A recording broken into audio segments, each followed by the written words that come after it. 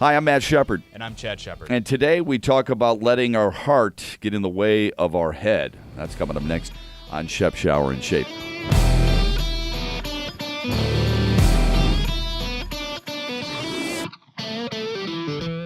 Interesting, while watching the other night, you watched Game 7 between the Pittsburgh Penguins playing for the Eastern Conference Championship against the Ottawa Senators. And I was rooting for Ottawa. I'm not afraid to admit it. I was rooting for Ottawa.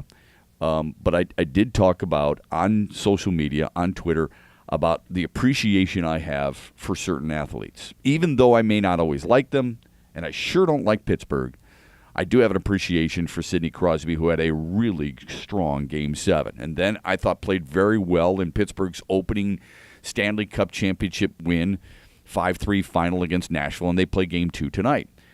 And the response I received on social media, and you were seeing it too, Chad, because you were responding and kind of backing up some of the things that I had to say, to me was almost alarming. And it's not that I expect people to like an individual. I get it. I get why you don't like certain people. What surprises me is how people let their hearts get in the way of their heads, or their strong dislike for a certain individual affect their judgment on whether or not that player is actually good. And Sidney Crosby is a really good example. Here's what bothers me. What Michael Jordan said about the Pistons in the late 80s and early 90s isn't even close to what Sidney Crosby did to Nick Lidstrom in 2009. What Michael Jordan and the Bulls did to the Pistons, and the amount of national fanfare and love fest that they had for him back when he was playing, is not even close to what the national media does with Sidney Crosby. And yet when Michael Jordan came back to the Palace as a member of the Washington Wizards, he received a gut-wrenching standing ovation. And I know because I was there. And I almost threw up in my mouth that a guy like that could say what he said about our first city or our first NBA championship teams and disregard them so much and do what he did to the best basketball player this city has ever had in Isaiah Thomas with the Dream Team, and he was welcomed with open arms back. Sidney Crosby, who's a much better person than Michael Jordan, is an incredible player, doesn't do something that was fast enough for our liking after his first ever championship. And people do not want to give him any credit whatsoever. This guy is the world's best player, and people were tweeting back at me, he's not even the best player on the Penguins, which, if I wanted to get in a tit-for-tat moment, I suppose I could. My question to them would have been, well, then who is? Oh, they're going to say Evgeny Malkin? It's laughable. Evgeny Malkin's having a higher scoring playoff. And that's about all you can say, that he's definitively better at Sidney Crosby than. I don't want to hear that. It's laughable to me that people are going to bring this kind of argument about. There's not a player in the league that skates like Sidney Crosby. Connor McDavid is the only guy who I think you can put in the same kind of conversation with respect to his ability to use his edges, move around on the ice, and retain control of the puck. Sometimes that guy's faster with the puck than without it. Faster with the puck than a lot of guys could be without it. And that's hard to do. He makes everyone around him better. All four players on the ice with him are better when he's out there. He can play. If you see a popular thing in the NHL is putting forwards back on the point during the power play. Sidney Crosby doesn't play the point during the power play, but if a defenseman leads on a rush, he's the forward I want back there at the blue line, holding that spot. I don't want Evgeny Malkin backing down on a 2-on-1 and trying to make a defensive play. Sidney Crosby is the most complete hockey player in the NHL, and to me, it's not that close. And people willfully choose to see him in another light because they don't have fond memories of him when the Penguins and the Red Wings played against each other in the 08-09 Cup Finals. Get over it. It's been almost 10 years. Move on. You're more willing to like the Blackhawks and Jonathan Taves and Patrick Kane and players like that. It should be ingrained in you as a Detroit sports fan to dislike everything Chicago. You have a larger tolerance for that than for the best player on the planet. I mean, first of all, I would argue this. I think Michael Grabner Dylan Larkin, Connor McDavid, all really good skaters. End-to-end speed, but there's a difference between that and using your edges and doing it with the puck. All right, now, what about, Dylan Larkin plays well with his edges. All right, not as well as Connor McDavid. Obviously. What about Erik Karlsson? Erik Karlsson, really good skater, right? To me, yeah. Carl Hagelin, the former Wolverine, really good skater. To me, Erik Karlsson is the most interesting retort to the fact if you say Sidney Crosby is the best player in the world. I think Erik Karlsson is the most interesting counter-argument to that. And he plays another position, so that's what makes part of that conversation so difficult. Mm-hmm. It's impossible to compare. You know, we talked in a previous episode about comparing baseball players across generations and how that's actually enticing. Hockey, the stats are a little bit different. The metrics aren't. It's not as black and white. It's not quite the same, and people don't play the same way. When you have a tough time comparing across positions in the same generation. Forget about a defenseman in Bobby Orr's era versus a defenseman in today's era. But Erik Karlsson's a tremendously exciting player, but he's not Sidney Crosby. He doesn't make everyone on the ice better than him at the same time. What do you make of when people say Connor McDavid's the best player in the league? I think it's an early coronation. I've been a fan of Connor McDavid since he had, we're not quite as privy to all the information as the Canadians are, but since he got age 15 exemption into the Quebec Major Junior Draft, I've been a fan of his, and I've been kind of following him since then. And then his time with the Erie Otters, where he put up just absolutely otherworldly production. It's a little early still. We saw what they did this year, making it to the Western Conference semifinal before losing to Anaheim. But they had a 2-0 lead in that series. Okay, he's got as good a cast around him as any Edmonton team has had since they've gone on this string of draft lottery luck, and they've got the best goaltender they've had in that stretch since Dwayne Rollison, really, in Cam Talbot. To me, Edmonton is on the precipice of a really exciting era. And we could see Edmonton-Pittsburgh a year or two from now in a final, or Edmonton-Toronto. That's what I think the future holds. But Connor McDavid's not quite there yet, and I think he would tell you that, and I think he does at every opportunity still talk about how incredible it is for him to watch Sidney Crosby. If Sidney Crosby were on the Red Wings, how would people in Detroit feel? The statues would be under construction, I think. He would have had, assuming the success level is the same as well, brought us another cup and be on the verge of another one. See, let me tell you why I think he's the greatest player on the planet. I don't think he does one thing great. I think he does a lot of things very, very, very well. Okay, I think he does a lot of things great. Okay, a lot of things great. Then yeah, because I think he's a gifted passer. He's unbelievably creative. He's got a great shot, but he doesn't have the best shot. He's, as you mentioned, you would know this better than I would, a great skater, but he's not the best skater. He's a very gifted passer, but I don't think he's the greatest passer. His hockey IQ, I think, is beyond anybody else in the game today, and I think that's the reason, first and foremost, right. He's the best. It looks like he's playing on a tilted board at times, or that there's a special magnet for the puck in his stick, because it's seriously more than anybody else in that game, which is, it's difficult to dictate the same way in football and in baseball and things like that. But basketball and hockey, you really have room for an individual to dictate more. Sidney Crosby, it looks like he is already scripted the order in which the puck is going to bounce around the boards, and he knows ahead of time, and he's just remembering the order of where he needs to be next. He heads it off at places where you wouldn't think you would have the presence of mind to understand where the puck's going to be going. He moves around on the ice like nobody else, and that's why everybody else around him is made better for it. How much of this disgust, this angst, if you will, comes from hockey fans who believe that Crosby has been anointed too quickly and is the quote-unquote golden child? And I would remind people this, that they forget that there is every single year a player who is anointed. And when I say that by the media.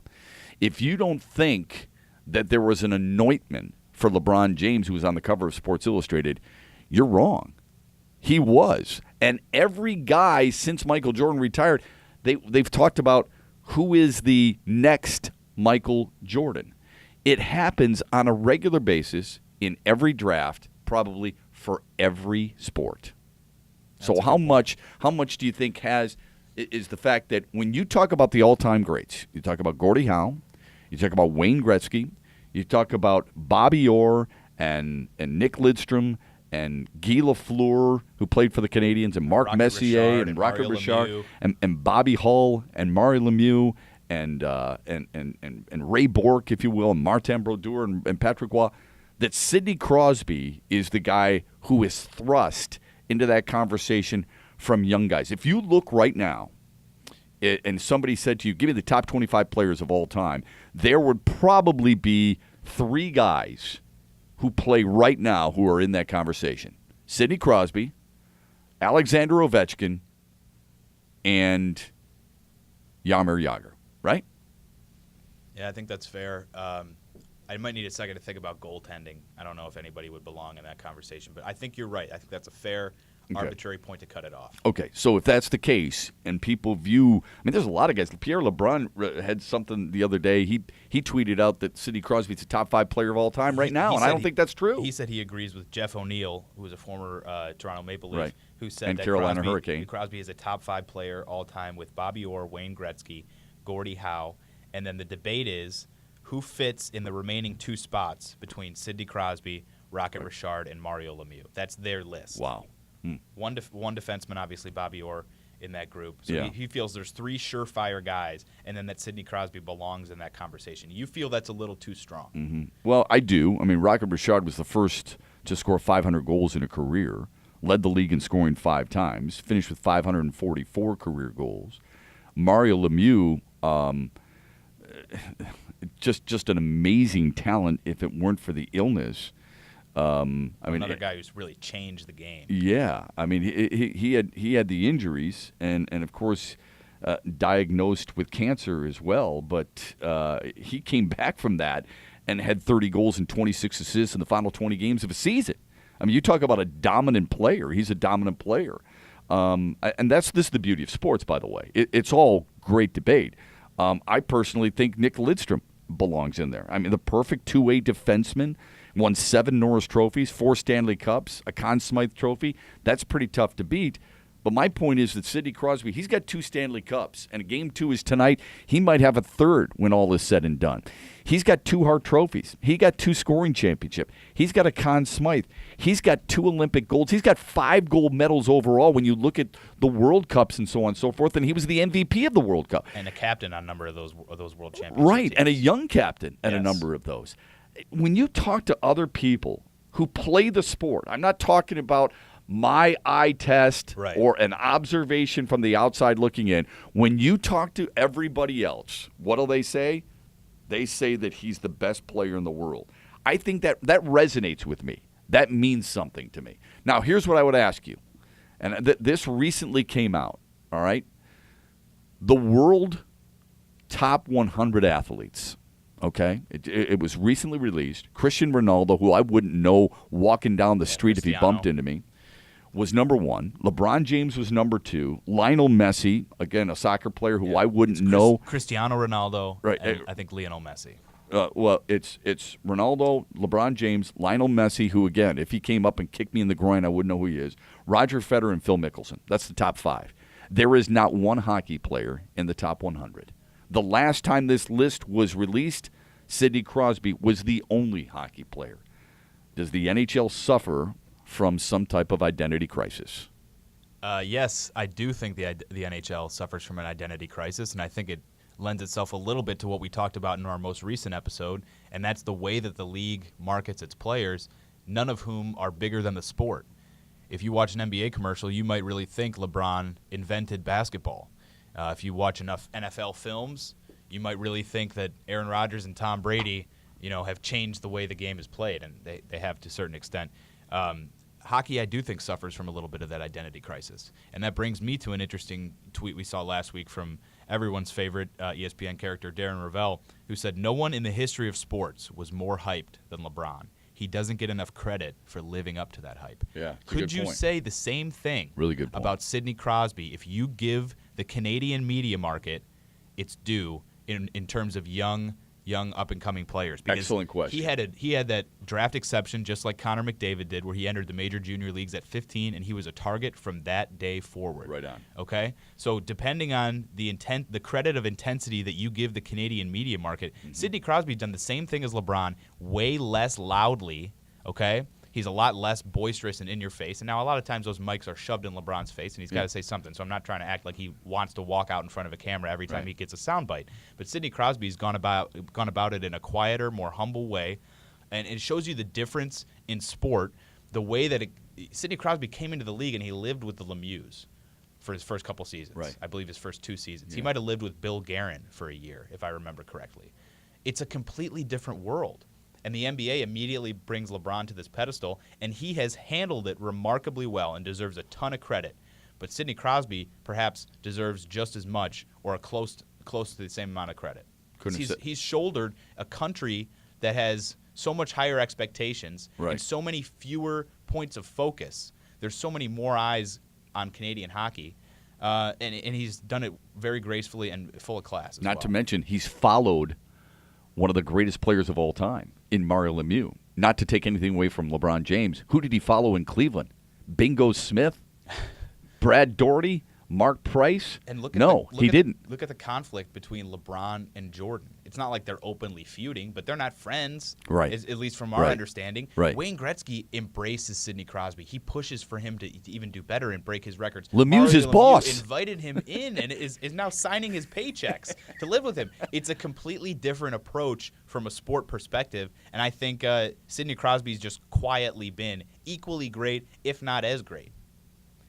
To me, LeBron's greatness is pretty much unparalleled in American sports right now. Sidney Crosby, if you truly value the Canadian market, which I know does not hold a candle to American media, is at the same level. He really is. And you know the struggles of this next athlete, we can perhaps talk about at another instance, but Tiger Woods, had he never fallen off, I think is the only guy who might be at that level.